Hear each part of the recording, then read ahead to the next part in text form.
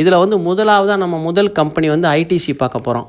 ITC வந்து நல்ல low வேல்யூவில் இப்போ கிடைக்கிது. ஐடிசி ஹை வந்து 528 ரூபா, லோ வந்து 390, க்ளோசிங் 416, கன்சிடர் பண்ணுற லெவல் 411, 402, 392.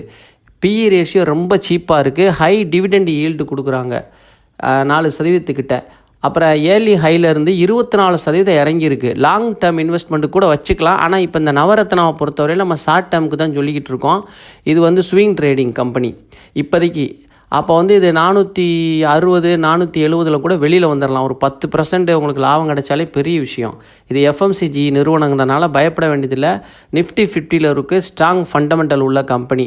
அதில் இன்னொன்று என்னென்னா, இப்போ நமக்கு வாங்குகிற விலையில் இருக்கிறதுனால நம்ம இப்போ தேர்ந்தெடுத்து பேசிக்கிட்டு இருக்கோம். இன்னும் வெறும் 4 புள்ளி கிட்டத்தட்ட 1% இறங்குச்சுன்னா இதை நம்ம கன்சிடர் பண்ணிடலாம். அந்த லெவலில் இருக்குது. திரும்ப இதை விட்டுட்டு பின்னாடி இந்த வாய்ப்புக்கு போயிடும். அப்புறம் வருத்தப்படாங்க. அப்புறம் 460, 470 விற்கும் போது போய் வாங்குவீங்க. அப்புறம் அது 500 போகும். அப்படி அந்த மாதிரி இருக்கும்.